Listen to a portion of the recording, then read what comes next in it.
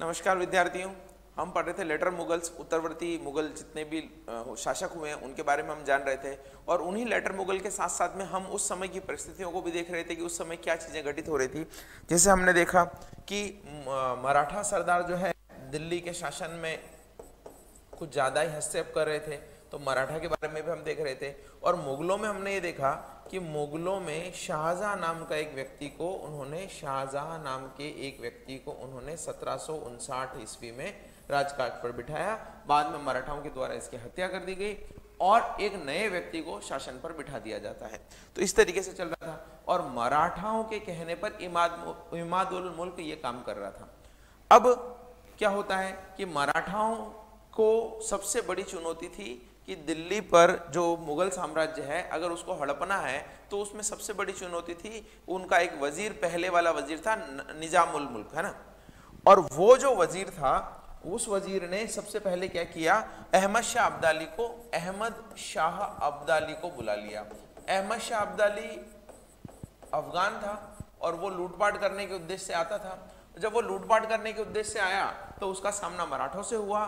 दो रीजन थे सामना होने के, एक तो ये कि अहमद शाह अब्दाली को अगर लूटपाट करनी है तो मराठे इस बीच में है और मराठों को ये था कि हम चोट वसूल करते हैं किससे, मुगलों से, तो मुगलों की रक्षा करना है। हालांकि रक्षा करना एक बहाना था, वो ये सोचते थे कि अगर अहमद शाह अब्दाली को हरा दिया जाता है तो मुगल पूरी तरीके से उनके कंट्रोल में आ जाएंगे और पूरा नॉर्थ इंडिया जो है उनका राज्य के अंदर आ जाएगा। तो इस तरीके से चल रहा था काम। तो आप देखिए यहाँ पर क्या होता है, मैंने आपको बताया था कि 1760 ईस्वी में जब मराठों ने शाहजहां की हत्या करवा दी थी तो 1760 ईस्वी में शाह आलम को ये राजा नियुक्त करते हैं। एक्चुअली इससे पहले ये ध्यान रखिएगा, ये बाद में आएगा ना, इसके बाद में वो आएगा, मैंने उल्टा गलती से ऊपर लिख दिया है। तो 1760 से 1806 तक ये इसको राजा बना देते हैं। अब आप देखिए यहाँ पर एक्चुअली ये जो राजा बना है, शाह आलम जो राजा बना है, ये वास्तविक उत्तराधिकारी तो यही था जो शाहजहां की जगह बनना चाहिए था, लेकिन ये मराठों से डर रहा था और ये भागकर चला जाता है इलाहाबाद की तरफ। तो वहां पर जब चला जाता है तो 1760 से 1772 तक यानी 12 साल ये निर्वासन में रहता है। सोचिए मुगल सम्राट की क्या हालत हो गई है कि 12 साल तक, राजा बनने के 12 साल के बाद भी वो दिल्ली नहीं आता है क्योंकि उसको डर रहता है। तो इसी डरपोक व्यक्ति के शासनकाल में घटनाएं घटित होती है। उधर मराठों के अकॉर्डिंग शाहजहां को बिठा दिया जाता है, बाद में उसकी भी हत्या कर दी जाती है और उसी दौरान जो है अहमद शाह अब्दाली का दिल्ली पर आक्रमण होता है जिससे मराठा युद्ध करते हैं। तो पानीपत की तीसरी युद्ध इसी के टाइम होता है, इसी शाह आलम के टाइम होता है। बक्सर का युद्ध इसी के टाइम होता है ना, अभी हम पढ़ेंगे बक्सर का युद्ध, प्लासी का युद्ध इसी के टाइम होता है। अंग्रेजों के साथ इसी ने इलाहाबाद की संधि की थी शाह आलम ने। और बाद में फिर क्या हुआ कि 12 साल के बाद महादजी सिंधिया नाम के एक मराठा सरदार के द्वारा इसको दिल्ली लाया जाता है और दिल्ली लाने के बाद में इसको शासन पर मराठों के प्रशय में, मराठों के आरक्षण में बिठाया जाता है। लेकिन कुछ ही समय बाद गुलाम कादिर नाम के एक व्यक्ति द्वारा इसकी आंखें निकाल ली जाती है, इसको अंधा कर दिया जाता है। गुलाम कादिर को यह था कि खजाना कहाँ है, सुल्तान शहंशाह बता दीजिए। ये बोलता है मेरे पास तो कुछ है ही नहीं, खजाना नहीं है, वो मानता नहीं है और वहां पर जो है गुलाम कादिर के द्वारा इसको अंधा कर दिया जाता है। बाद में ये क्या करता, अंधा शासक क्या करता, किस्मत तो इतनी अच्छी है कि 50 साल शासन किया है ना, 50 साल नहीं मतलब 46 साल शासन किया, लेकिन कुछ मिला नहीं इसको। बाद में क्या करते हैं कि अंग्रेज जो है 1803 में यहाँ पर दिल्ली को अपने हाथिया लेते हैं, दिल्ली को अपने अंडर में ले लेते हैं 1803 में और ये पेंशन दे देते हैं इसको। तो शाह आलम ऐसा पहला मुगल सम्राट था जिसको पेंशन दी गई थी। तो ये क्वेश्चन आपका आ सकता है, ध्यान रखिएगा। पेंशन देना शुरू किया तो ये पहला व्यक्ति था, पहला बादशाह था पेंशन लेने वाला, पहला बादशाह पेंशन लेने वाला। तो पेंशन लेने वाला पहला बादशाह था ये ध्यान रखिएगा। तो ये है आपका शाह आलम। अब शाह आलम के बाद में कौन राजा बनता है, अकबर। तो अकबर जो है वो शाह आलम के बाद में बादशाह बनता है और अकबर 1806 से 1837 तक शासन करता है और 1806 से 1837 के शासन के बीच में इसको तो पेंशन मिल ही रही थी, इसको भी मिलती है क्योंकि इसका उत्तराधिकारी होता है। और ये राजा राम मोहन राय को राजा की उपाधि से सम्मानित भी करता है। राजा राम मोहन राय को राजा की उपाधि क्यों देता है, क्योंकि इसको पेंशन कम लग रही थी। ये बोलता है कि अंग्रेज पेंशन बढ़ाओ, लेकिन वहां पर रिप्रेजेंटेशन के लिए कोई इंग्लिश पढ़ा लिखा व्यक्ति जाना चाहिए। तो ये राम मोहन राय को भेजते हैं और राम मोहन राय को वहाँ भेजने के समय उनको राजा की उपाधि दी जाती है। तो अकबर सेकंड के द्वारा राजा राम मोहन को राजा की उपाधि दी गई थी। ठीक है, तो ये अकबर है। 1806 से 1837 तक इसका शासन रहता है। तो शाह आलम के बाद में कौन आया? अकबर।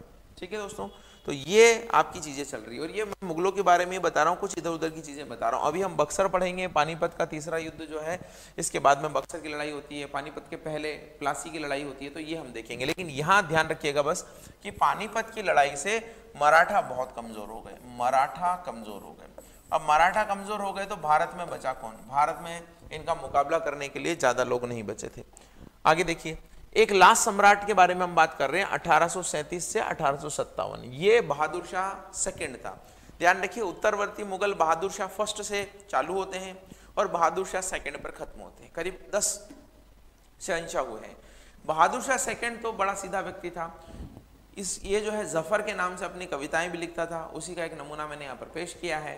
इसकी गलती बस ये रह गई कि 1857 का जब विद्रोह होता है, देखिए 1857 तक ये राजा था, 1857 का जब विद्रोह होता है और जो सैनिक, जो विद्रोही सैनिक होते हैं वो दिल्ली जाते हैं और इनसे गुजारिश करते हैं कि भाई साहब आप हमारी क्रांति का नेतृत्व कर लीजिए। वो ये सोचते हैं कि मुगल सम्राट की अभी भी वैल्यू है और अगर मुगल सम्राट उनकी क्रांति की मशाल को लीडरशिप के तौर पर उठा लेता है तो उनको बहुत फायदा होगा।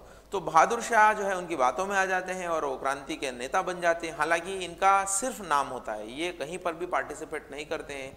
तो जब अंग्रेज ये देखते हैं कि मुगल सम्राट ने क्रांति का नेतृत्व किया हुआ है तो सबसे पहले इनके बेटों को तोप से मुंह से उड़ा दिया जाता है और बहादुर शाह को भेज दिया जाता है रंगून। रंगून तो आपने सुना ही होगा, बर्मा या म्यांमार जो अभी हम बोलते हैं वही है। आपने गाना भी सुना होगा, मेरे पिया गए रंगून, वही वाला रंगून। वहां पर भेज दिया जाता है बहादुर शाह को। और ऐसा व्यक्ति ये रहता है कि मुगल सम्राट, हिंदुस्तान का शहंशाह, और हिंदुस्तान में उसको 2 गज जमीन भी नहीं मिली। रंगून में ही 1761 में इसकी मृत्यु हो जाती है। तो अंतिम मुगल सम्राट है बहादुर शाह सेकंड। इसी ने कविता लिखी है, ये शायरी लिखी है कि लगता नहीं दिल मेरा उजड़े दयार में, किसकी बनी है आलम पायदार में, कह दो इन हसरतों को कहीं और जाकर बसे, इतनी जगह कहाँ है दिले दागदार में, उम्र दराज मांग कर लाए थे 4 दिन, 2 आरजू में कट गए 2 इंतजार में, कितना बदनसीब है जफर, 2 गज जमी भी न मिली कुएं यार में। यानी ये इसी जो दुख है इसको व्यक्त कर रहा है कि 2 गज जमी भी ना मिली कुएं यार में, मेरे अपने वतन में भी मुझे 2 गज जमीन नहीं मिली दफन होने के लिए। ये कविता दिल्ली के लाल किले में लिखी गई है, ये शायरी लिखी गई है। और ये जो सारा मैं कहानी बता रहा हूँ, दिल्ली के लाल किले में कभी आप जाएं तो म्यूजियम में जरूर देखिएगा। उस समय क्रांतिकारी किस तरीके से बहादुर शाह से रिक्वेस्ट कर रहे हैं और बाद में बहादुर शाह जो इनके रिक्वेस्ट को मान लेते हैं। तो ये उत्तरवर्ती मुगलों के बारे में मैंने आपको बताया। अब आप देखिए, चूंकि उत्तरवर्ती मुगल कमजोर थे और उत्तरवर्ती मुगलों के कमजोर होने के कारण उत्तरवर्ती मुगल क्या थे? कमजोर थे। और जब उत्तरवर्ती मुगल कमजोर होंगे तो देखिए ये इंडिया है और यहां पर मुगलों की सत्ता थी। मुगल हो गए कमजोर, पहले तो यहां तक शासन था। अब मुगल जब कमजोर हो गए तो क्या होगा? दूसरे जो राजा होंगे, छोटे छोटे सामंत होंगे, वो स्वतंत्रता की घोषणा कर लेंगे। जैसे यहां पर हैदराबाद में निजामुल मुल्क ने अपना जो है शासन, चिन्ह किलिस खां भी बोलते हैं उनको, तो उन्होंने अपना शासन स्थापित कर लिया। यहाँ पर कर्नाटिक वॉर में जो कर्नाटिक जो रीजन था, ये यहाँ का तमिलनाडु, कर्नाटक और आंध्रा का, यहाँ पर अलग सत्ता स्थापित हो गई। इनको हम बोलते हैं कर्नाटक क्षेत्र। तो यहाँ पर युद्ध होंगे अभी। यहाँ पर मराठे पूरे फैल गए, ये मराठाओं का शासन था।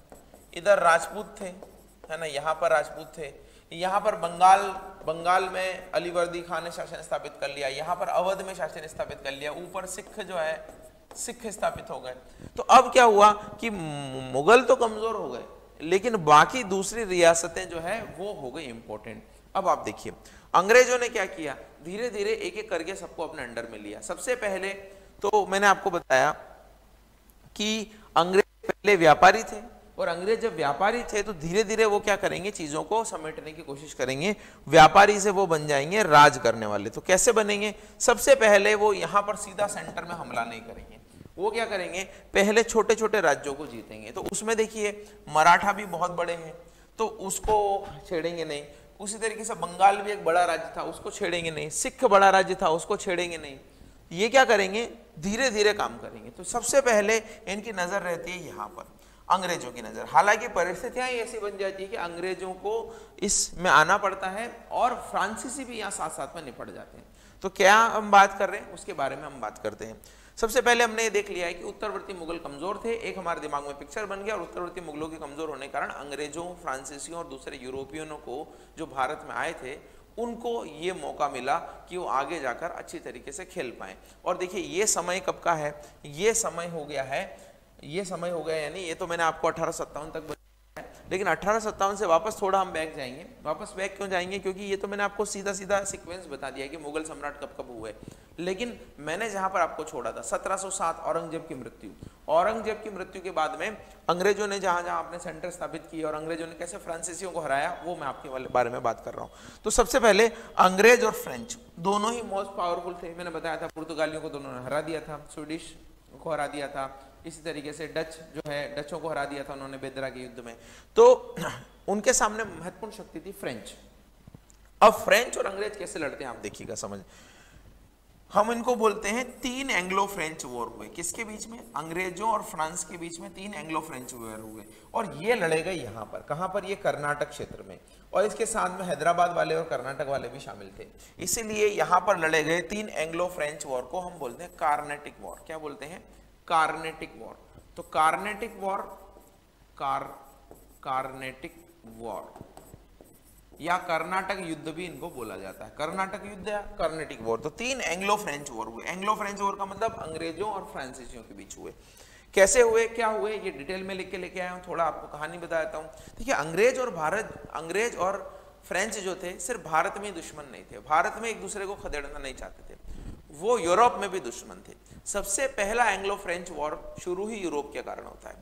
ऑस्ट्रिया आपने सुना होगा जिसकी राजधानी वियना है, ऑस्ट्रिया में एक उत्तराधिकार का संघर्ष होता है। ऑस्ट्रिया में उत्तराधिकार का संघर्ष क्या होता है, ऑस्ट्रिया के राजा की मृत्यु हो जाती है, और ऑस्ट्रिया की राजा की मृत्यु होने के कारण वहां पर जो उनकी रानी होती है उसको उत्तराधिकारी बनाया जाता है। लेकिन ऑस्ट्रिया वाले ये नहीं चाहते थे कि कोई जो है महिला जो है शासिका बने, लेकिन चूंकि वो महिला शासिका अंग्रेज थी तो अंग्रेज उनके फेवर में थे और फ्रांस उनके अगेंस्ट में था, फ्रांस ऑस्ट्रिया के साथ में था।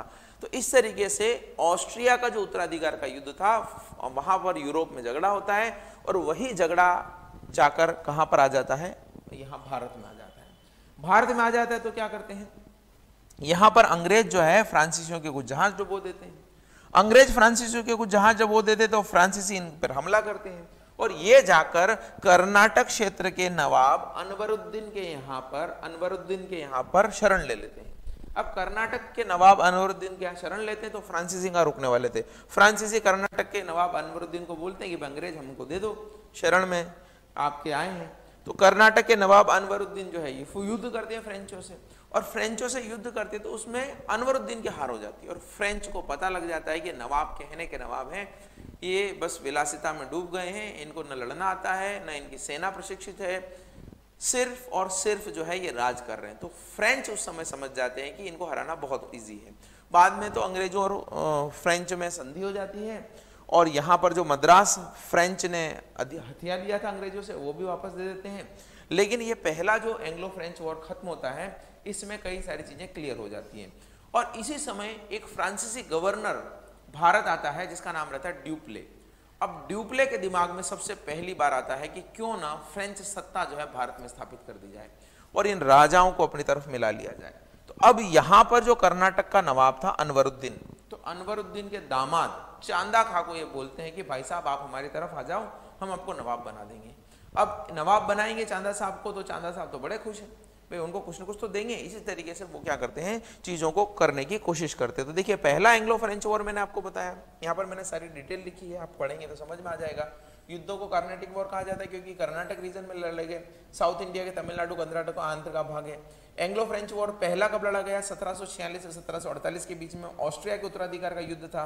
किसकी ट्रिटी से खत्म हुआ, एक्स-ला-चैपल। ये एक्स-ला-चैपल की ट्रिटी जो है यूरोप में हुई थी, एक्स-ला-चैपल। तो एक्स-ला-चैपल की जो ट्रिटी है वो भारत में नहीं हुई थी, ध्यान रखिएगा, यूरोप में हुई थी। और वहां पर जब अंग्रेज और फ्रांसीसी एक दूसरे से समझौता कर लेते तो भारत में भी युद्ध खत्म हो जाता है।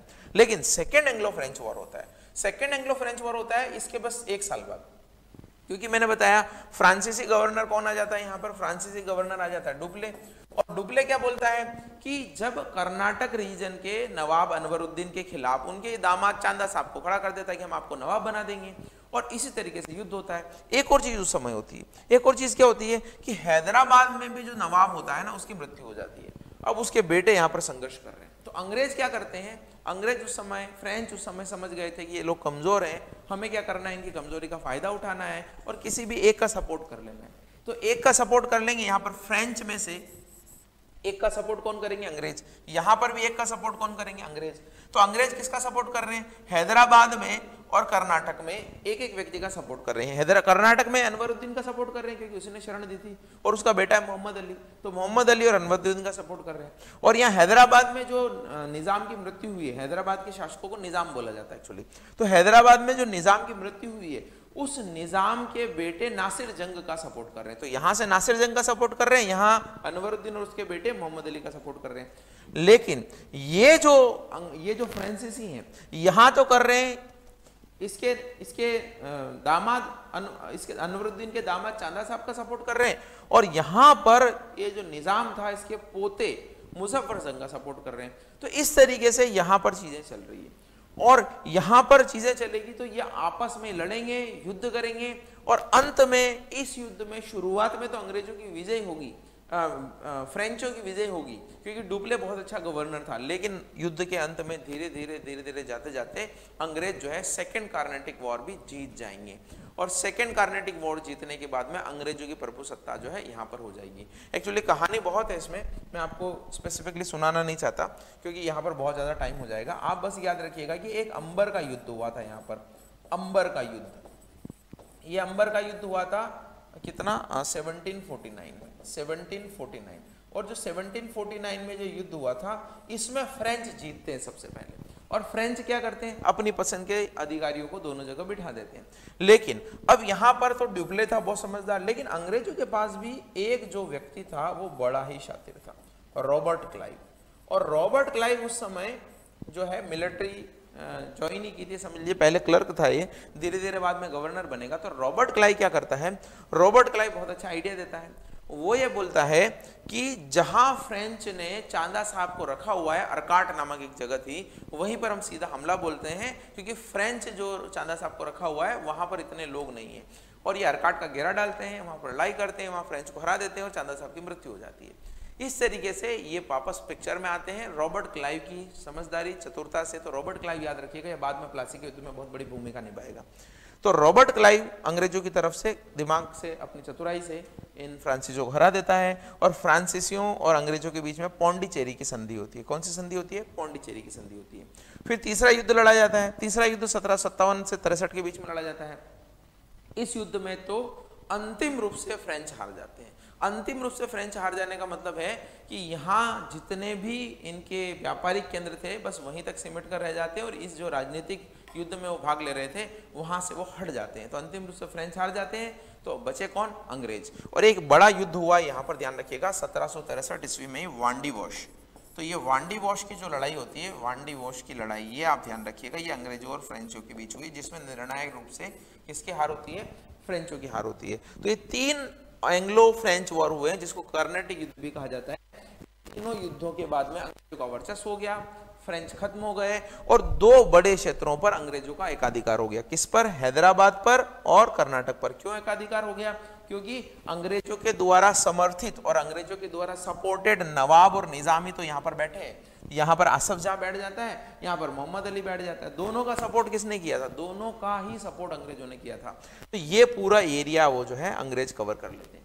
अब किसकी बारी, अब वो सोचते हैं कि चूंकि हमने यहाँ पर इस एरिया पर कवर कर लिया है, और जब देखिए जब जो नवाब बनता है तो अंग्रेजों को कई सारी चीजें भी देता है। जैसे हैदराबाद के नवाब इनको पौंडीचेरी और मसूलीपट्टनम की जागीर देते थे कि ले जाओ आप। यहाँ पर 4 जिले हैं, उत्तरी सरकार बोलते हैं, ये 4 जिले थे यहाँ पर पहले, उनको पहले के समय में बोला जाता था उत्तरी सरकार। चिक्काकोल, राजमुंदरी, है ना, मुस्तफानगर, इस तरीके से 3-4 जिले थे, उन 4 जिलों को ये बोलते थे उत्तरी सरकार। तो यहाँ की जागीरदारी भी अंग्रेजों को मिल गई, पौंडीचेरी की जागीरदारी अंग्रेजों को मिल गई क्योंकि उनके समर्थित नवाब यहाँ बैठ गए। अब ये इलाका तो अंग्रेजों के साथ में आ गया। अब ये इलाका अंग्रेजों के साथ में आ गया, तो अभी वो क्या करेंगे, अभी जाएंगे बंगाल की, बंगाल में लड़ते हैं पर। और यहाँ पर देखिए, यहाँ पर मैसूर था, और मैसूर भी एक छोटा सा राज्य था जिसको टीपू सुल्तान और हैदर अली के संरक्षण प्राप्त था। यानी यहाँ राजा कौन थे, टीपू सुल्तान हो गए। तो पहले सबसे पहले ये क्या करेंगे, बंगाल जाएंगे, बंगाल में अपनी करेंगे, फिर बंगाल जाने के बाद में मैसूर को हराएंगे, मराठाओं को हराएंगे, फिर बाद में सिखों को हराएंगे। इस तरीके से धीरे धीरे पूरे भारत पर अधिकार कर लेंगे। और चूंकि मुगलों का तो मैंने बता ही दिया, मुगल तो 1800 ईस्वी आते आते पेंशनर बन गए, किसके, इनके पेंशनर बन गए अंग्रेजों के। तो मुगल खत्म, फिर मराठे भी खत्म हो जाएंगे, मैसूर, बंगाल, हैदराबाद, कर्नाटक क्षेत्र, सिख सब खत्म हो जाएंगे, तो पूरा राज्य किसका हो जाएगा, अंग्रेजों का। और फ्रेंच को तो इन्होंने हरा ही दिया है, यूरोपियन कोई ताकत इनके सामने टिक नहीं रही है। इस तरीके से ब्रिटिश सुप्रीमेसी हो जाएगी। तो सबसे पहले मैंने इन क्षेत्र के बारे में बताया, आप इतना डिटेल में मत जाइएगा, आप तो बस ये याद रखिएगा कि एंग्लो कर्नाटिक वॉर कितने हुए थे, ये एंग्लो फ्रेंच वॉर कितने हुए, तो 3 हुए, तीनों में हरा दिया गया। एक एक संधि जिससे अंत हुआ है वो मैंने बता दिया आपको। तो यहाँ उत्तराधिकार के युद्ध में भाग लेते हैं। सेम इसी तरीके से यहाँ पर काम करेंगे बंगाल में। अब देखिए, बंगाल जो है बड़ा समृद्ध राज्य था उस समय, बंगाल बहुत समृद्ध था, और बंगाल में बिजनेस बहुत होता था, क्योंकि यहाँ पर एक पोर्ट था जो आप कलकत्ता वगैरह अभी बोलते हैं, उसके अलावा भी दूसरे पोर्ट थे। तो यहाँ से सीधा जो है माल बाहर जाता था। बंगाल की, स्वतंत्र बंगाल की स्थापना जो है, वहां पर एक व्यक्ति था मुर्शिद कुली खां। तो मुर्शिद कुली खां ने की थी, और वो औरंगजेब का गवर्नर था, औरंगजेब का बंगाल का गवर्नर था मुर्शिद कुली खां। लेकिन औरंगजेब की मृत्यु के बाद में, यहां पर भी ध्यान रखिएगा, ये जो हैदराबाद की स्थापना हुई है ना, ये हैदराबाद की स्थापना मोहम्मद शाह रंगीला के टाइम हुई है। क्योंकि मैंने बताया था, मोहम्मद शाह रंगीला ने सैयद बंधुओं को, जो किंग मेकर कहलाते थे, उनको मरवा दिया और विलासिता में डूब गए। तो इसका जो वजीर था उस समय मोहम्मद शाह रंगीला का, वो यहाँ आकर नए राज्य की स्थापना की। तो मैंने आपको जो बताया, मुगल कमजोर हो रहे तो नए राज्य बन रहे, बाद में अंग्रेज उनको धीरे धीरे करके जीत रहे हैं। सेम उसी तरीके से 1717 में बंगाल की स्थापना हो गई। फर्रुखशियर उस समय राजा था। तो औरंगजेब का पहले वो मुर्शिद कुली खां, औरंगजेब का यहाँ पर सूबेदार था, लेकिन जैसे उसको लगता है कि अब मुगल कमजोर होते जा रहे, तो बंगाल में स्वतंत्र राज्य की स्थापना कर लेता है। तो मुर्शिद कुली खां के बाद में उसका दामाद शुजाउद्दीन राज्य करता है। शुजाउद्दीन के बाद में वहां पर अलीवर्दी खां राज्य करता है। ये जितने भी लोग आए, उन्होंने बहुत अच्छे से शासन किया, वहां पर कई सारे काम भी किए, गरीबों का कल्याण भी किया, व्यापार भी बहुत अच्छे से चल रहा था, कोई दिक्कत नहीं थी। प्रॉब्लम कहाँ आती है, प्रॉब्लम आती है अंग्रेजों के आने पर। अंग्रेजों को मैंने आपको बताया था, एक फरमान जारी करते हैं मुगल सम्राट फर्रुखशियर। फर्रुखशियर का मैंने बताया था कि फर्रुखशियर जब एक बार बीमार पड़े, तो विलियम हैमिल्टन नाम के व्यक्ति ने उनको ठीक कर दिया। तो विलियम हैमिल्टन नाम के व्यक्ति के द्वारा ठीक होने पर फर्रुखशियर बोलते हैं कि 3000 रुपया दो, और 3000 रुपए के बदले में हमारे साम्राज्य में इधर जो है व्यापार करो, बिना कर दिए हुए कंपनी का व्यापार करो। तो कंपनी थी British east India company. Problem क्या थी कि यहाँ पर बंगाल में वो लोग कंपनी को तो बिना करके व्यापार करते थे। बिना कर का कैसे, इधर से उधर ले जाना, चुंगी वगैरह नहीं देना, एक्सपोर्ट करते समय टैक्स नहीं देना, क्योंकि वो क्या था, मुगल सम्राट का ऑर्डर था। और ये स्वतंत्र थे, लेकिन थे तो मुगल सम्राट के अंडर, उनके सूबेदार थे, तो ऑर्डर मानना था। अब इन्होंने कई बार मुगल सम्राट को खत लिखे कि साहब ये फरमान वापस ले लीजिए, बहुत नुकसान होता है राजस्व का। अंग्रेज जो है मानते ही नहीं है, वो टैक्स देते ही नहीं है। और अंग्रेज तो नहीं देते ठीक है, अंग्रेज कंपनी के जो कर्मचारी है, जो अधिकारी है, वो लोग भी क्या करते हैं, अपना निजी व्यापार करते हैं, खुद के लिए बिजनेस करते हैं, और खुद के बिजनेस में भी कंपनी की सील ठोक देते हैं और बोलते हैं कंपनी का माल है, और उसका भी टैक्स नहीं देते। अब इससे क्या हुआ, एक तो राजस्व का नुकसान हुआ, दूसरा जो भारतीय व्यापारी थे उनका माल तो टैक्स लगा लगा के हो गया महंगा, अंग्रेजों का माल हो गया सस्ता। तो ये बहुत डिस्पैरिटी चल रही थी। तो अलीवर्दी खां तक तो किसी तरीके से इन्होंने मेंटेन किया इस चीज को। मुर्शिद कुली खां, शुजाउद्दीन, अलीवर्दी खां, आगे लिखा हुआ है, अभी बता दूंगा। अलीवर्दी खां तक तो मेंटेन किया। ये किसी तरीके से अंग्रेजों को साल में एक बार लगान देने के लिए मजबूर करते थे, एक मुश्त राशि ले लेते थे खजाने में। अलीवर्दी खां की जब मृत्यु हुई, तो मृत्यु से पहले उसने अपने नवासे, यानी उसकी 3 बेटियां थी और एक बेटी का लड़का था एक, वो शुजाउद्दौला। तो शुजाउद्दौला को उन्होंने बुलाया, सिराजुद्दौला को उन्होंने बुलाया और बोला कि साहब यूरोपियन से सावधान रहना, यूरोपियन बड़े खराब होते हैं। यूरोपियन की तुलना उन्होंने मधुमक्खियों से की कि मधुमक्खियां शहद देती है, लेकिन आप अगर उनको छेड़ दोगे तो काट काट के मार डालेगी आपको। इस तरीके से यूरोपियन से उन्होंने तुलना की और बोला कि इनसे दूर रहना, और इनको कभी भी यहाँ पर जो ये कोठियां बनाते हैं, व्यापारिक केंद्र बनाते हैं, उसकी बाड़ेबंदी मत करने देना, उनको फोर्टिफाइड मत होने देना, उनके चारों तरफ जो है किलाबंदी मत करने देना आप, और एक साथ सबसे मत लड़ना। इस तरीके से नसीहत दे के मर गए होते। सिराजुद्दौला 24 साल का व्यक्ति था उस समय, वो नवाब बन गया बंगाल का। अब सिराजुद्दौला क्या है, बड़ा उत्तेजित प्रकृति का व्यक्ति था, बहुत जल्दी गुस्सा आ जाता था, बहुत जल्दी उत्तेजित हो जाता था। उसने अंग्रेजों को आदेश जारी कर दिया कि साहब आप जो है किलाबंदी मत करिए। अंग्रेजों ने मानी नहीं बात, तो अपना घोड़ा लेके निकल गया। अपना घोड़ा लेके निकलकर अंग्रेजों के कलकत्ता में जो बाड़ाबंदी हो रही थी, किलेबंदी हो रही थी, उसको रोक देता है और अंग्रेजों को भगा देता है। वो कासिम बाजार और बहुत सारे चंद्रनगर की बस्तियों को उजाड़ के उनको भगा देता है। जब अंग्रेज नावों में बैठकर भाग रहे होते हैं तो बड़ा खुश होता है कि अंग्रेज भाग गए, लेकिन उनका पीछा नहीं करता है। अंग्रेज भागने वाले कहाँ थे? सिराजुद्दौला वापस आ जाता है। सिराजुद्दौला वापस आ जाता है, लेकिन अंग्रेज भी फिर वापस आके अपने किलों पर अधिकार कर लेते हैं और षड्यंत्र करते हैं। किसके खिलाफ? नवाब के खिलाफ षड्यंत्र करते हैं, सिराजुद्दौला के खिलाफ षड्यंत्र करते हैं। सिराजुद्दौला का सेनापति मीर जाफर, मीर कासिम, एक बिजनेसमैन ओमी चंद, वहाँ के बैंकर जगत सेठ, इसकी जो मौसी थी घसीटी बेगम, इन सबको अपनी तरफ मिला लेते हैं। इन सबको अपनी तरफ मिला के नवाब को युद्ध के लिए प्रेरित करते हैं। प्लासी के युद्ध में नवाब को लेकर आते हैं। प्लासी के युद्ध में नवाब सोचता है कि मेरे पास 40,000 की सेना, अंग्रेजों के पास 2-3 हज़ार की सेना है, मेरा क्या बिगाड़ेंगे। लेकिन जब सेनापति ही अंग्रेजों से मिला है तो क्या हाल होगा। और प्लासी के युद्ध में बहुत आसानी के तरीके से किसकी हार होती है? सिराजुद्दौला की हार होती है। और सिराजुद्दौला की हार होने के बाद में पूरा बंगाल जो है अंग्रेजों के हाथ में आ जाता है। अंग्रेज लेकिन लेते नहीं का मतलब ये कि अंग्रेज ये सोचते हैं कि अगर हमने शासन किया तो जनता हमारे खिलाफ हो जाएगी। तो मीर जाफर जिन्होंने गद्दारी की थी, जिसने अंग्रेजों का साथ दिया था, उसी को नवाब बना देते हैं। और मीर जाफर सोचता है कि मेरे तो स्वर्णिम दिन आ गए, लेकिन मीर जाफर भी बहुत बाद में पछताता है। तो ये यहाँ तक कहानी सुनाई है। एक बार आगे कुछ फैक्ट एंड फिगर्स हैं वो देख लीजिए। चलिए देखिए यहाँ पर क्या है, ये मैंने बताया बंगाल के स्वतंत्र राज्य की स्थापना किसने की? मुर्शिद कुली खां ने की। मुर्शिद कुली खां के बाद में उसका दामाद शुजाउद्दीन बैठा, ये मैंने बता दिया। अलीवर्दी खां बैठा 1739 से 1756, एक्चुअली क्या 1717 से 1739 तक तो ये दोनों ही बैठे थे। फिर बाद में अलीवर्दी खां का पोता का मतलब यहाँ पर नवासा है, ध्यान रखिएगा, यहाँ नवासा मतलब बेटी का लड़का था वो, है ना। तो 1756 बंगाल का नवाब बना। अब बंगाल का नवाब बना तो मैंने सारी कहानी सुना दी है। एक यहाँ पर ये चीज नहीं बताई, ब्लैक होल ट्रेजेडी, जो मैंने आपको बताया था कि सिराजुद्दौला बड़े गुस्से में आकर उनकी किलेबंदी को तोड़ देता है और उनको भगा देता है। उसी समय घटना हुई। अब हुई कि नहीं हुई इसलिए नहीं बताया था मैंने, क्योंकि ये वर्णन केवल अंग्रेज करते हैं। अंग्रेज एक रहता है जिसका नाम रहता है हॉलवेल। अंग्रेज बोलता है कि जब सिराजुद्दौला आया तो हम 146 लोगों को पकड़ लिया उसने। किसने? कितने? 146 में आंकड़ा इसलिए बता रहा हूँ कि आपको भयावहता पता लगेगी अगर ये घटना हुई है तो। 146 लोगों को पकड़ लिया और 20 जून को कोठरी में डाल दिया। कोठरी भी बहुत ज्यादा बड़ी नहीं थी, 18 फीट और 14 फीट की कुछ 10 फीट की कुछ कोठरी थी, उसमें 146 लोगों को डाल दिया। और 20 तारीख के बाद 23 जून को उसने निकाला। 23 जून को जब 146 लोगों को बाहर निकाला तो इसमें से बचे ही 23 थे, यानी 123 लोगों की मृत्यु हो गई इस कोठरी में 3 दिनों में।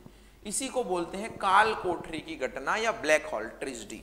तो ब्लैक होल ट्रेजेडी या काल कोठरी की घटना जो है वो सिराजुद्दौला के टाइम हुई थी। और एक अंग्रेज जो था उसने इसका जिक्र किया है, उस अंग्रेज का नाम है हॉलवेल। तो हॉवेल। तो ये हॉवेल ने घटना का जिक्र किया है। और इसने जो घटना का जिक्र किया है ये इसलिए किया है क्योंकि ये बोलता है कि मैं बच गया था उसमें से। इन 23 बचे हुए लोगों में से हॉवेल नाम का एक व्यक्ति जो है बचा हुआ था, तो उसने घटना का जिक्र किया। तो ये इसका बदला लेने के लिए प्लासी की लड़ाई में आते हैं। अब आप देखिए, चूंकि अंग्रेज जो है अभी साउथ में जीत कर आए थे, हैदराबाद जीत कर आए थे, कर्नाटक रीजन जीत कर आए थे, तो इनके हौसले बड़े मतलब बुलंद थे। और रॉबर्ट क्लाइव जो है बहुत सेनापति हो गया था। रॉबर्ट क्लाइव जो है बड़ा चतुर व्यक्ति था। उसने सोचा है क्या किया जाए, तो उसने ठीक इसके एक साल बाद प्लासी की लड़ाई लड़ी। ठीक है, इसके और इसके बीच में, इनके बीच में एक संधि भी हो जाती है। अंग्रेजों का हमेशा से यही था कि पहले संधि कर लो, अलीनगर की संधि। अंग्रेजों ने क्या किया? अलीनगर की संधि कर ली। अलीनगर की संधि कर ली और ये बोला कि ठीक है हम किलेबंदी नहीं करेंगे, आप भी चीजें ये मत करो, दोनों के बीच में समझौता हो गया। तो अलीनगर की संधि जो है 1757 की शुरुआत में हुई थी। 1757 की शुरुआत में अलीनगर की संधि होती है, लेकिन ये पीछे प्लान बना रहे थे। मैंने बताया आपको गद्दार कौन कौन थे। आप अगर मैं बोल रहा हूँ कोई लिखना है तो लिख लीजिएगा, इतने सारे नाम मैं लेके नहीं आया हूँ। मीर जाफर, मीर कासिम, ओमी चंद, राय दुर्लभ, अब घसीटी बेगम जो इसकी मौसी थी, इसके बाद में जगत सेठ जो बैंकर थे वहाँ के, सब मिल गए किसकी तरफ? अंग्रेजों की तरफ मिल गए। और मेन तो मीर जाफर मीर कासिम जो सेनापति थे उसका दामाद था मीर जाफर, और मीर जाफर का दामाद था मीर कासिम, ये मिल गए। और इधर इसकी तरफ सिराजुद्दौला की तरफ तो मोहन लाल, मीर मदान, बस यही लोग थे। तो तो युद्ध होता है प्लासी के मैदान में, और प्लासी के मैदान में जो युद्ध होता है उसमें सिराजुद्दौला की हार होती है। सिराजुद्दौला को मीर जाफर बोलता है कि शहंशाह बहुत प्रॉब्लम है यहाँ पर और हम हार भी सकते हैं, क्योंकि उस समय मोहनलाल को गोली लग जाती है और उसके जो एक दो लोग रहते हैं वो उनकी मृत्यु हो जाती है, तो ये भागने का बोलते हैं उसको। सिराजुद्दौला भाग जाता है। सिराजुद्दौला मैदान छोड़ के जब भाग रहा होता है तो पीछे से मीर मदान जो मीर जाफर का जो बेटा रहता है वो उसकी हत्या कर देता है, तो सिराजुद्दौला की हत्या हो जाती है। बाद में अंग्रेज जो है नवाब बिठा देते हैं मीर जाफर को। मीर जाफर को जब नवाब बिठाते हैं तो क्या होता है कि मीर जाफर से वो बहुत सारी चीजें हथिया लेते हैं। तो अंग्रेजों को मीर जाफर से करीब 1.5 करोड़ रुपया प्राप्त होता है। ऐसा बोलते हैं 1,70,00,000 रुपया करीब प्राप्त हुआ था। वो बहुत सारे लोगों में बढ़ता है, जो उन्होंने साथ दिया था उनमें बढ़ता है, और मीर जाफर नवाब बनने के बदले में इतना पैसा देता है। जब नवाब बनने के बदले में इतना पैसा देता है तो उसमें रॉबर्ट क्लाइव का भी बहुत हिस्सा होता है। कहते हैं रॉबर्ट क्लाइव को 20 लाख रुपया मिलता है। उस समय रॉबर्ट क्लाइव बहुत पैसा कमाता है। तो इस तरीके से बंगाल पर किसका अधिकार हो गया? बंगाल पर हो गया अंग्रेजों का अधिकार। उन्होंने अपने मीर जाफर को बिठा दिया। साहब मीर जाफर भी बहुत परेशान, मीर जाफर बहुत परेशान, यानी अंग्रेजों की डिमांडें बढ़ती जा रही है। अंग्रेज जो है रोज उससे पैसा मांगते हैं, और ये लाए कहां से? नवाब तो बन गया लेकिन कांटों का ताज अपने सिर पर रख लिया। तो ये अंग्रेजों से बात करने के लिए अपने दामाद को भेजता है मीर कासिम को कि भाई साहब जाओ अंग्रेजों से कलकत्ता बात करो कि इतना पैसा हम दे नहीं सकते। तो वो क्या करता है, मीर कासिम जब वहां बात करने के लिए जाता है तो अंग्रेज उसको अपनी तरफ मिला लेते हैं कि तेरे को नवाब बना देंगे, तू पैसा दे सकता है क्या? इस तरीके से बात होती है। तो मीर जाफर की जगह मीर कासिम को नवाब बना दिया जाता है, मीर जाफर को हटा दिया जाता है। मीर कासिम भी नवाब बनते उसको अकल आ जाती है कि नवाब बनना इतना आसान नहीं है। तो मीर कासिम क्या करता है? मीर, देखिए मैं आपको जो है क्लियर बता रहा हूं वापस से। मुर्शिद कुली खां, शुजाउद्दीन, अलीवर्दी खां, अलीवर्दी खां के बाद सिराजुद्दौला, सिराजुद्दौला के बाद में सबसे पहले इन्होंने नवाब बनाया किसको? मीर जाफर को, क्योंकि मीर जाफर ने इनकी मदद की थी किसमें? प्लासी के युद्ध में। लेकिन बाद में मीर कासिम जो इसका दामाद था इसको नवाब बना देंगे ये। तो 1757 से 1760 तक तो ये रहेगा, और 1760 से 1763 तक ये रहेगा। तो 3 साल ये 3 साल ये। वापस जो है क्या करेंगे? मीर जाफर को वापस नवाब बनाएंगे, कठपुतली शासक वापस। तो अभी देखेंगे हम। तो मीर कासिम को नवाब बना दिया गया। अब मीर कासिम को जब नवाब बना दिया गया तो उसको बहुत जल्दी ये समझ आ गया कि अंग्रेजों के साथ में इस तरीके से नवाब बन के नहीं रहा जा सकता है। तो उसने 2-3 चीजें की। सबसे पहले तो अपनी राजधानी जो मुर्शिदाबाद थी, मुर्शिदाबाद से मुंगेर लेके चला गया। मुंगेर है बिहार में, ताकि अपनी राजधानी को अंग्रेजों से दूर रखा जा सके। मुर्शिदाबाद कलकत्ता के ज्यादा पास पड़ता है, तो मुर्शिदाबाद से मुंगेर लेके चला गया। दूसरा, उसने अपनी सेना को प्रशिक्षित करने के लिए एक व्यक्ति की नियुक्ति की जो जर्मन सैनिक था।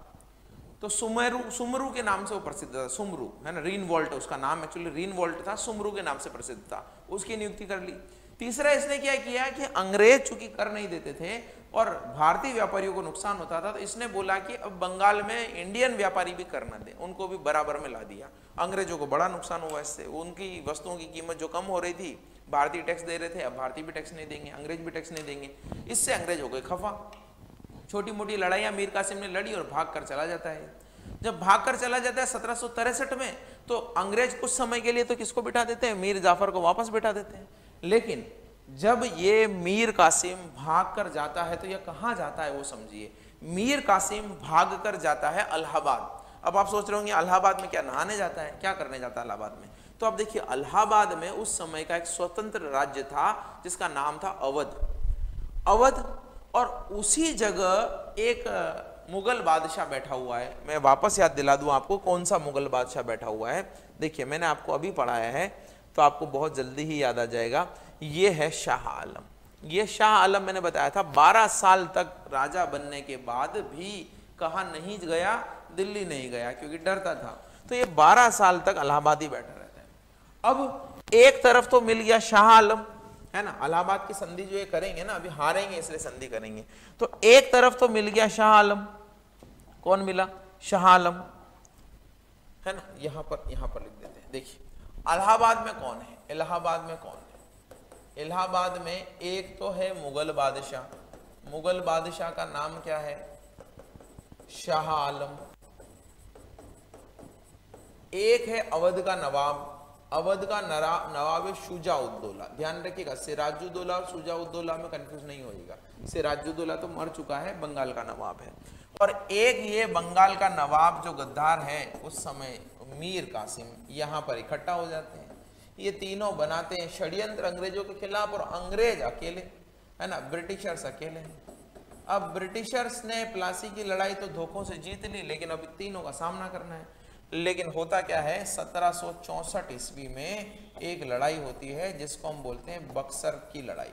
बक्सर की लड़ाई, और बक्सर की लड़ाई में ब्रिटिशर्स इन तीनों को हरा देते हैं। तो सबसे इंपॉर्टेंट लड़ाई कौन सी? प्लासी की लड़ाई। प्लासी की लड़ाई हुई अंग्रेजों के बीच में और सिराजुद्दौला के बीच में, जो बंगाल का नवाब था। उसमें मीर कासिम और मीर जाफर ने, दोनों ने साथ दिया था अंग्रेजों का। लेकिन बक्सर की लड़ाई में तो कोई किसी का साथ नहीं दे रहा। ये तीनों ने अपना गठबंधन बनाया, उधर ब्रिटिशर्स थे। 1764 बक्सर की लड़ाई होती है, और बक्सर की लड़ाई में हार जाते हैं। कौन? ये तीनों हार जाते हैं। अब इन तीनों हार जाते हैं तो इसके पास तो कुछ है नहीं, जो है वो इसकी और इसके पास है। तो इससे अंग्रेज संधि करते हैं। पहले तो मुगल बादशाह से, मुगल बादशाह से बोलते हैं कि साहब हम आपको पैसा देंगे, हर साल 26 लाख रुपया देंगे। मैंने बताया था पहली बार पेंशन लेने वाला कौन? शाह आलम। बोले हम आपको 26 लाख रुपए हर साल देंगे। हम आपको इलाहाबाद, या इलाहाबाद या प्रयागराज बोलते हैं इसको, इलाहाबाद या इलाहाबाद एंड कड़ा, ये दो झीलें जो हैं, इलाहाबाद और कड़ा के जिले भी आपको देंगे। अब बादशाह बड़ा खुश कि मेरे को पैसा भी दे रहे हो, ये दो जिले भी दे रहे हो, क्यों ऐसा आप मेरे ऊपर जो है कृपा कर रहे हो? तो बोले बस बदले में कुछ नहीं चाहिए, मैं बदले में, चूंकि आप सम्राट है पूरे भारत के और बंगाल भी आपके अधीन आता है, तो मैं बंगाल और बिहार की दीवानी राइट्स दे दूं। अब आप सोच रहे होंगे दीवानी मतलब क्या? दीवानी मतलब क्या होता है? तो दीवानी अधिकार का मतलब होता है सिविल राइट्स, रेवेन्यू राइट्स दे दो। दीवानी अधिकार का मतलब है कि बंगाल और बिहार और उड़ीसा, कहाँ दीवानी राइट, यानी दीवानी अधिकार कहाँ के? बंगाल, बिहार और उड़ीसा। ये पूरा बंगाल में ही आता था पहले, है ना। अभी तो राज्य अलग अलग, बंगाल, बिहार, उड़ीसा, लेकिन बंगाल की जो रियासत थी उसी में आता था। जैसे जोधपुर अभी अलग जिला है, लेकिन पहले जोधपुर रियासत में और ज्यादा क्षेत्र भी तो आते थे। कुछ बाड़मेर का भी आएगा, कुछ जैसलमेर का भी आएगा, लेकिन अभी अलग है। तो उस समय बंगाल, बिहार और उड़ीसा की दीवानी अधिकार इन्होंने मांगे। दीवानी का मतलब कि हम लगान हम वसूल करेंगे, हम कमाई वहां से कर लेंगे, और वो कमाई कर करके हम आपको तो दे रहे हैं 26 लाख रुपए हर साल। तो ये मान जाता है। और ये क्या करते हैं कि इसके साथ वे संधि कर दी और बंगाल, बिहार और उड़ीसा की दीवानी अधिकार ले लिए इन्होंने। अब अंग्रेज भी क्या हो गए? जागीरदार हो गए। और देखिए, ये ध्यान से देखिए कितने जल्दी घटनाएं पलट रही। ये वो साल है 1764, और 1761 में कौन सा युद्ध हुआ? 1761 में हुआ पानीपत का तीसरा युद्ध। और पानीपत के तीसरे युद्ध में मराठे हार गए अहमद शाह अब्दाली से, और अहमद शाह अब्दाली भी जीता नहीं। अहमद शाह अब्दाली को भी बहुत लॉस होता है, वो चला जाता है अफगानिस्तान, मराठे बैठ जाते हैं।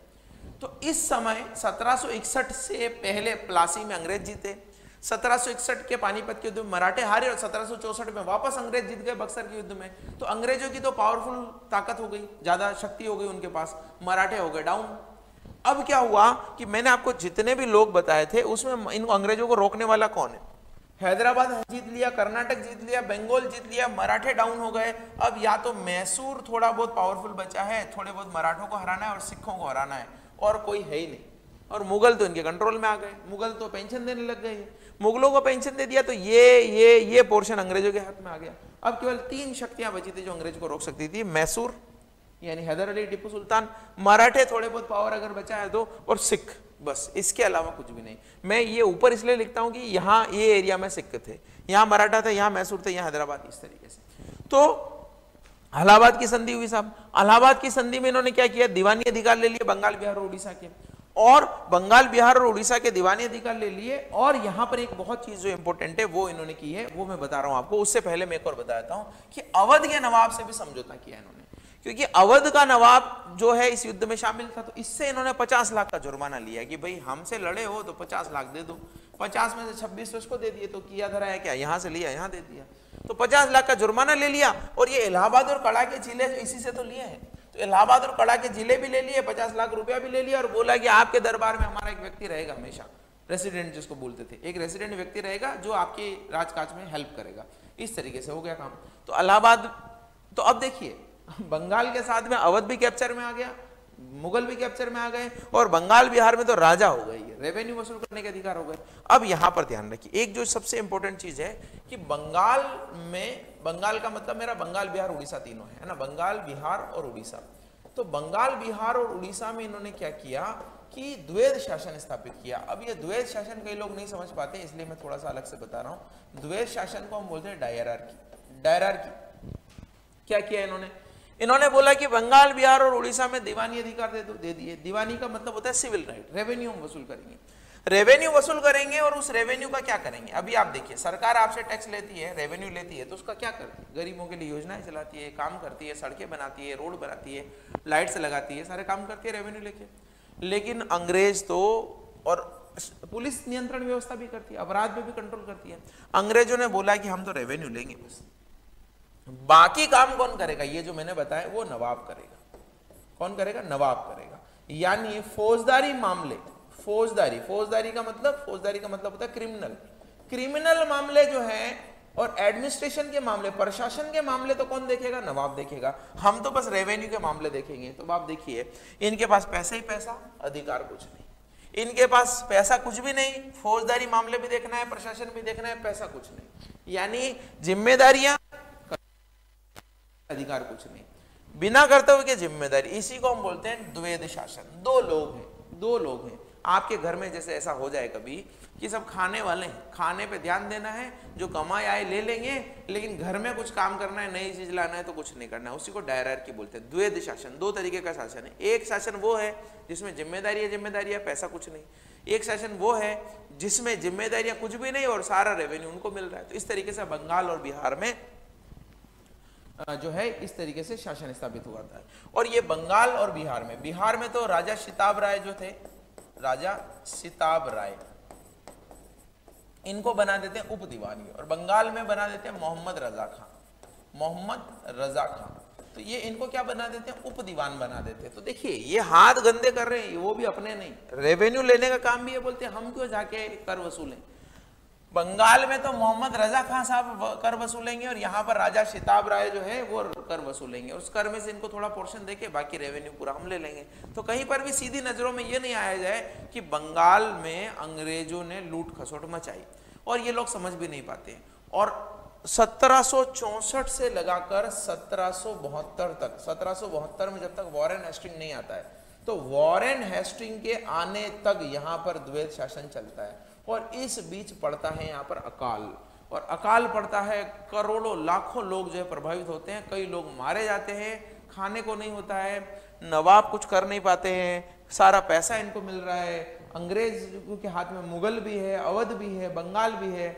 यहाँ के द्वारा खींचे गए, सोखे गए पैसों से ही अंग्रेज अपना साम्राज्य बिल्डअप करते हैं। वो व्यापार करते हैं, यहाँ से कच्चा माल ले जाते हैं, वहां लेके जाते हैं ब्रिटेन से पक्का माल लेकर, जो बना बनाया मैन्युफैक्चर्ड माल लेकर यहाँ आते हैं, यहाँ के लोगों को बेचते हैं, लूट खसोट करते हैं, सब लोग बेरोजगार बर्बाद हो जाते हैं। ये बंगाल की लूट थी। बंगाल की लूट को एनसीईआरटी ने एक पिक्चर से बताया है कि एक जो जूठन होती है उसमें एक बच्चा भी खाना खा रहा है और कुत्ता भी खाना खा रहा है, इस तरीके से काम हो रहा है वहां पर। तो कई लोग मारे जाते हैं। तो ये बंगाल की लूट खसोट थी, मैंने आपको बता दी। तो प्लासी की लड़ाई, बक्सर की लड़ाई। अब देखिए अंग्रेजों के सामने अब कौन है। मैं वापस से इंडिया का मैप हमेशा इस तरीके से बनाता हूं ताकि आपको ध्यान रहे। हैदराबाद इनके अंडर आ गया, कर्नाटक का क्षेत्र इनके अंडर आ गया। ये कर्नाटक वैसे यहाँ पर है, भी ध्यान रखिएगा, कर्नाटक एक्चुअली यहाँ है, लेकिन ये कर्नाटक क्षेत्र इसको बोलते थे पहले, थोड़ा तमिलनाडु, थोड़ा कर्नाटक और थोड़ा आंध्रा का पोर्शन, इसको कर्नाटक बोलते थे। और बंगाल भी इनके अंडर आ गया, बंगाल, बिहार, उड़ीसा, ये भी इनके अंडर आ गया। और यहाँ पर अवध भी इनके अंदर आ गया। और यहाँ पर मुगल भी इनके अंडर आ गए। अब कौन बचे? अब बचे कौन? देखिए, अब बचे यहाँ पर एक छोटा सा राज्य मैसूर, ये मैसूर बचा। यहाँ पर बचे मराठा का शासन जो है यहाँ तक था, वैसे पहले वहां तक था, लेकिन 1761 में हारने के बाद ये सिमट गए थे। और इधर बचे पंजाब में सिख, बस। तो 1, 2 और 3 शक्तियां बची है।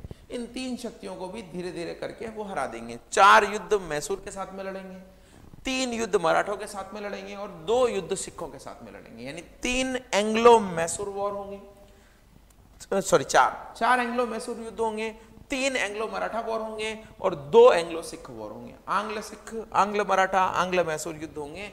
4, 3, 2, खत्म कहानी, सबको हरा देंगे।